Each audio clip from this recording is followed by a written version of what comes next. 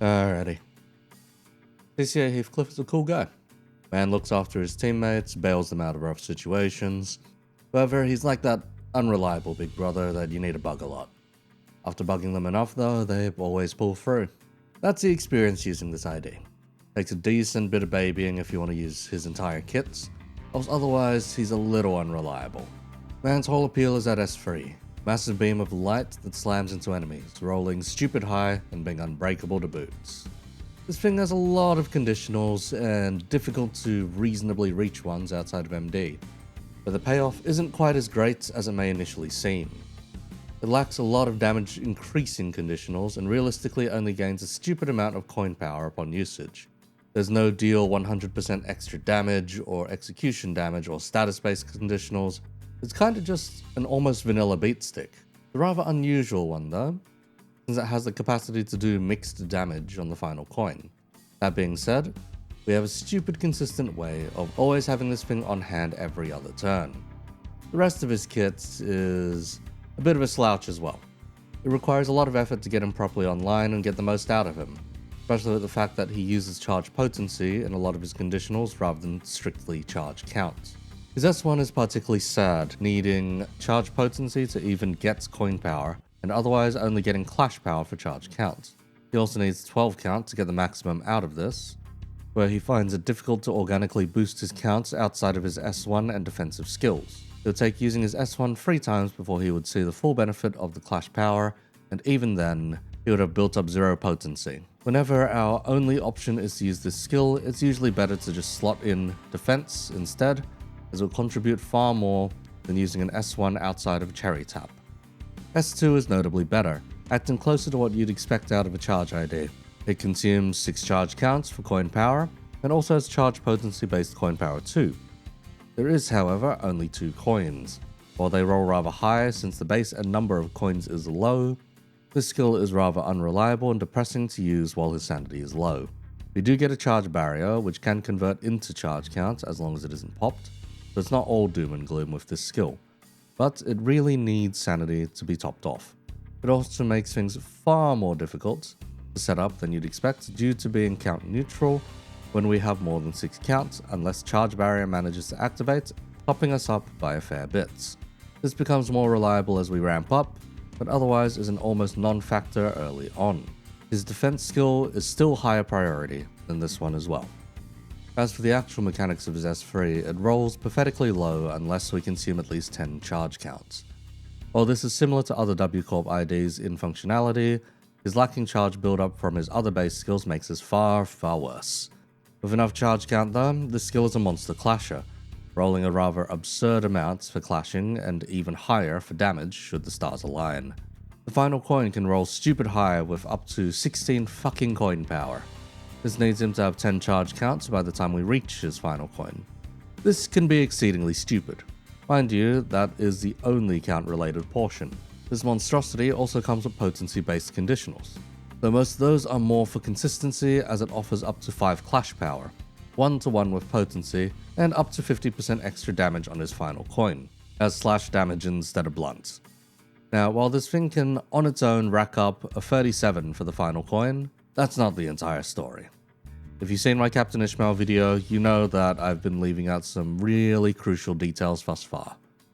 The glue that sticks his entire kit together, the elephant in the room, his defense skill. It's a rather vanilla clashable guard, with only one conditional. If he has less than 15 charge count at combat start, he will gain the overcharge status next turn. Effectively, this stuns him in a rather annoying way. He's immobilized. This means he can't take any actions for the turn, but isn't necessarily staggered. This also means he can accidentally break our resonance chains due to him logically being slotted in where his speed would otherwise have placed him. As a trade-off for this immobilization, he gets a ridiculous amount of benefits to make use of. He reduces incoming damage by up to 25%, gets a bloody charge barrier that if left unpopped can feed his charge count, gets plus 10 charge counts and plus 2 attack power the next turn. Gets up to 5 aggro, and beyond all of that, every time something hits him, he gets up to 5 load and charge count. On top of all of that, it removes his first stagger bar and fetches us an S3 to use on the following turn. Functionally, so long as we use a defense skill, we can completely ignore S1 and S2, which is just weird. I'll have many more complaints about this during the play pattern section. Regardless, his passive is rather good. By eating charge counts, he gains potency. Due to flushing a lot out with his S3, he can stack it at a rather okay pace, considering its all but guaranteed usage every 3 turns. He also gains defense level equal to his charge potency, which helps him survive more hits. With his fueled passive, he gains shield if at less than 50% HP, and a bit more shield before getting hits. It's all added tankiness for the most parts. The last part though gives him more damage if he manages to gain charge counts beyond the maximum upon using a skill. There aren't going to be many cases of this actually happening outside of his S1 and ego usage. With all of the above jank in mind, where the heck can we fit this dude? Rather, how can we build a team that makes use of all of his capabilities? Well, we need to build an NV charge team. But Eco, haven't you already done that with Captain Ishmael last month? Yeah, I did in fact do that, but this time we're going to incorporate a bit more bleed support to allow some funny passive jank. But Captain Ishmael already had bleed. Nowhere near enough, Chief. Not for where we're going. We are going to make use of CCA Heathcliff as a consistency core. He's going to tank for 2 turns before bursting on the 3rd. 1 turn spent on his defensive skill, 1 turn spent in overcharge, the 3rd turn spent using his S3. Since he's Heathcliff, we're also going to want to mix in binds or telepole to fire things up a notch as well.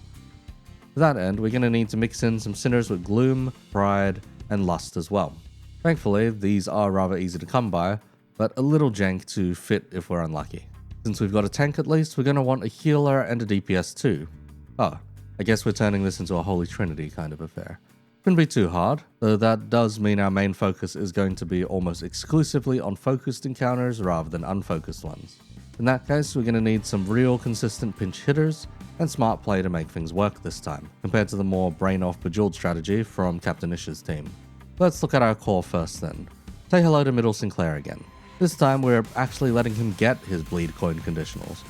While we're not going to have perfect NV res on every turn to send him, we are going to aim for as many as possible while maintaining some semblance of bleed counts to let him hit significantly harder. S1 and S2 benefit from at least 6 bleed on targets, which he can't really do on his own. And S3 requires a whopping 12, which is basically impossible for him. With the jank I'll propose later, we'll be attempting to fix this. So compared to last time where I just slotted him in for the NV resonance parts of his kit alone, we're going the full distance this time. Since Heathcliff will be taking a whole bunch of guaranteed hits this time as well, Sinclair will be getting plenty of opportunities to stack up those vengeance marks and slap back at maximum force. Aside from that, he can provision Hexnail. Sinclair's version of Hexnail is more debuff oriented, offering plenty of curse, some bleed, and bind.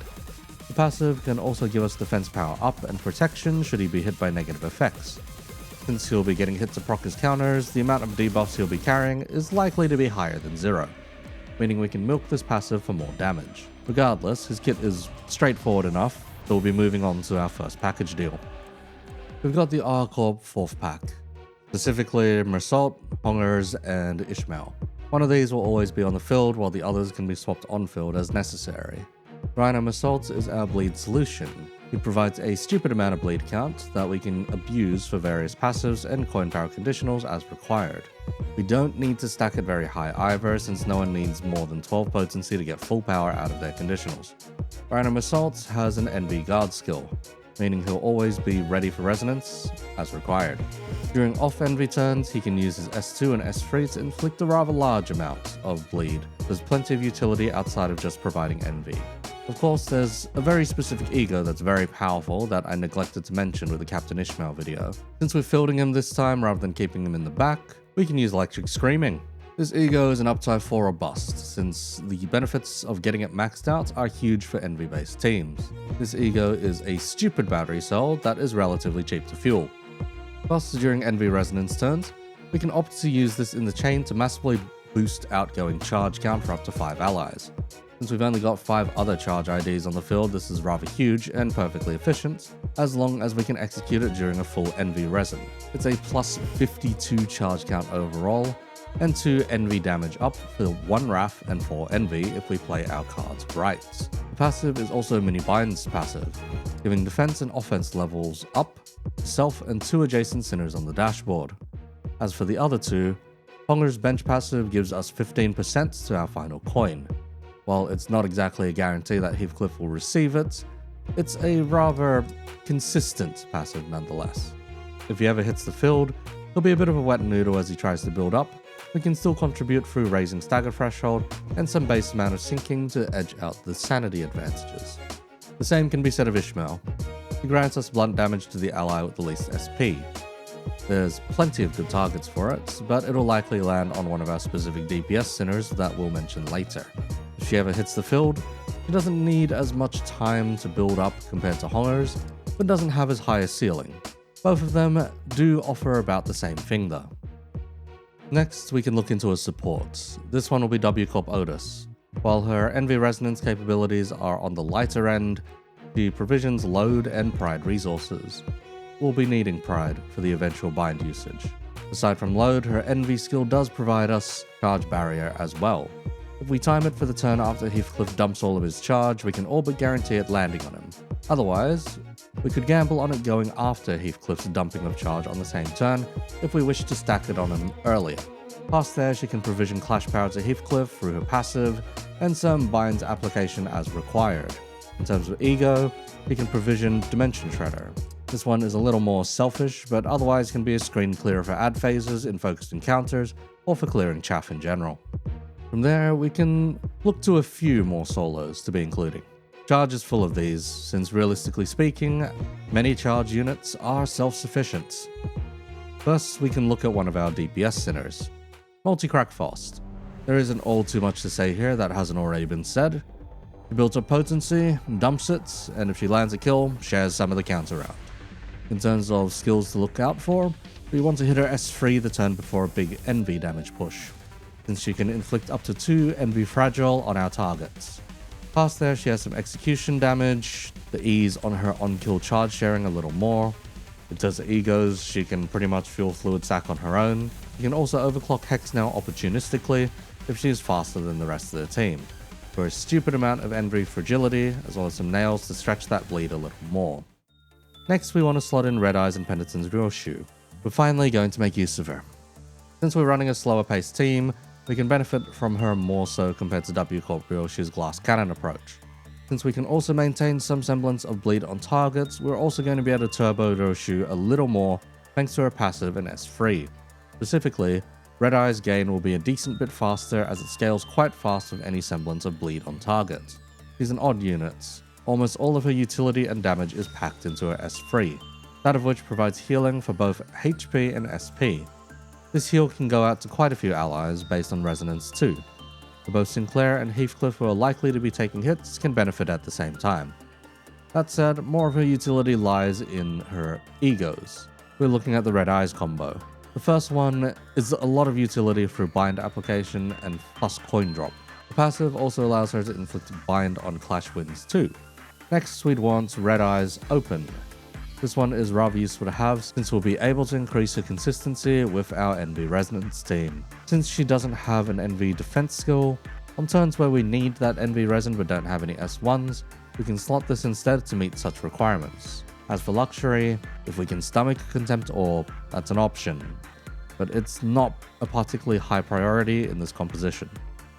As for the last solo, we're looking at our biggest damage dealer in the entire composition, Fiend of Hatred Dawn. I've spoken at length about her in my Captain Ishmael video, so I'll try to be brief. She's most likely going to eat up most of our damage boosting support passives. Lowest SP, it's her. Most charge, odds are it's her. Regardless, she has 3 Envy skills like Sinclair, one of which being her defensive skill. She's got tools for both single target and AoE, as well as access to Wrath. The Wrath is going to be our most precious resource. We're going to need as much as possible for egos. Enough to perhaps consider throwing in Hongers over Force. Regardless though, Dawn builds up like any other charge ID. Throws a funny mark on them and hits them with a massive laser beam while maintaining several other buffs to amplify her damage. If we use her linked ego as well, she gets more damage potential by adding an extra S3 to her bucket. We just need to make sure we slot this in while her SP is positive. If you'd like a bit of a deeper dive on her, see the Captain Ishmael video rather than this one. Anyhow, with all the on-field fellas and some of the supports out of the way, I'll outline the last few. First is Dichi Rodya. Heathcliff is 100% the sinner with the highest maximum HP. He's going to take damage during his overload turns with any luck. Since the passive also mentions shield being factored in, Heathcliff's additional tankiness won't get in the way either. All this for up to 3 blunt damage up. Since his S3 doesn't otherwise have any good ways of buffing or increasing his damage, the more sources of damage we can get, the better. It's also significantly easier to fuel in this team with the extra gloom around. Next, we're looking at the HP and SP healing duo. First off is Ring Sung. This fella lets us heal SP based off of negative effects. More SP if we hit something with bleed on it. Since we've set ourselves up with more bleed in this composition, we can capitalize off of the boosted SP heals through the passive effects. As for the other side of things, we've got Priest Gregor. This guy is similar in allowing HP healing when hitting a target. More HP if the target has bleed. This one, however, only activates on Lust's Resonance. We have exactly 3 Sinners with Lust that can activate this, so if needs must, Ryoshu, Forced, and Mersault can give a Sinner with the lowest HP a chance to top up slightly. Though both of these are some exceedingly jank ways of getting both HP and SP back, when combined with Fluid Sac and Ryoshu's S3, we have a surprising amount of sustain. If the painter hits the field, he can at least carry his own, even without much in the way of support. As for the priest, he's kinda dead in the water unless we manage to do much more bleed damage in previous. Since all the sinners have been covered, we can move on to play patterns. Deployment order isn't quite as important here since almost everyone just soups together. Since each of the support passives only checks for conditions where there's a clear winner a majority of the time, we don't have to position anyone particularly aggressively. Couple that with the fact that this setup is mainly for focused encounters rather than unfocused, and we don't have to adjust all too much. If anything, we're looking to only touch the backup order in case of trouble. Plus, after souping the 7 on-field sinners, we'll want the 2 reindeers first, followed by the painter, the Dichi, and finally the priest. With any luck, the priest can hold on long enough with their death cheats to close out any encounters where everyone else has somehow kicked the bucket. Anyhow, we'll want to activate as many passives as possible right away. This means making turn 1 an on-turn for Envy Resonance. We can activate as many as 5 of the on-field passives, so long as we hit at least 5 Envy. If possible, we'd be looking to mix in some Wrath, Gloom, or Lust along the way, prioritizing Gloom for Ryoshu's passive, and 2 support passives. On turn 2, we can aim for all of our off-Envy affinities. We should be looking for at least 1 Wrath if possible, to enable an Electric Screaming the following turn. Try to avoid Envy here so we can guarantee a full Envy Resonance on the 3rd turn. High priorities are Gloom and Lust after Wrath. On turn 3, Heathcliff should be finished charging up. If Mersault is faster than him or if the other sinners are behind on charge, plot in an Electric Screaming and paint the dashboard purple. This should result in a pretty big on-turn for Envy.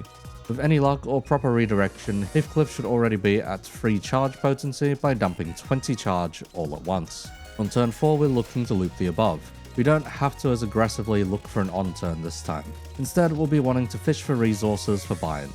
Plot in Heathcliff's defensive once again, as we're going to get him to overcharge in preparation for turn 6. On turn 5, we're looking to get off colors once again.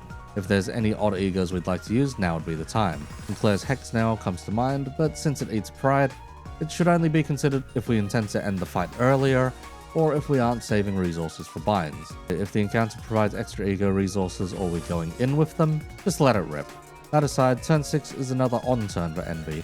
We're blasting Electric Screaming again, alongside Heathcliff's S3 and everyone else's Envy skills. If False is going faster, we can also slot in an overclocked Hex Nail to nuke out more Envy damage. As we paint the board purple for a second time, most normal encounters should be over. For major Kanto bosses and beyond, we want to take turn 7 to hit the binds button, and from there, we loop the rotation again and again until the boss is dead. For individual ID game plans, Force wants to build and burn potency. Off turns are best for the build up, as an Envy Res using her S2 will automatically nuke her count to 0, due to burning it for more damage. During an off turn before the on turn, we're going to want to have an S3 on hand if possible, to dump out as much damage the following turn with Envy Fragility. To max out Force's S2 damage, you'll need to burn a total of 40 charge. While this will naturally occur over time, being conscious of using her S3s before S2s will go a long way in burning towards it a lot faster. Plus for Faust, if we can loop an S2 into an S3 into an S2 again, boss will be able to dump a rather ridiculous amount of damage out up front while pumping everyone's turn free damage by 20% due to being able to hand out 2 envy fragility.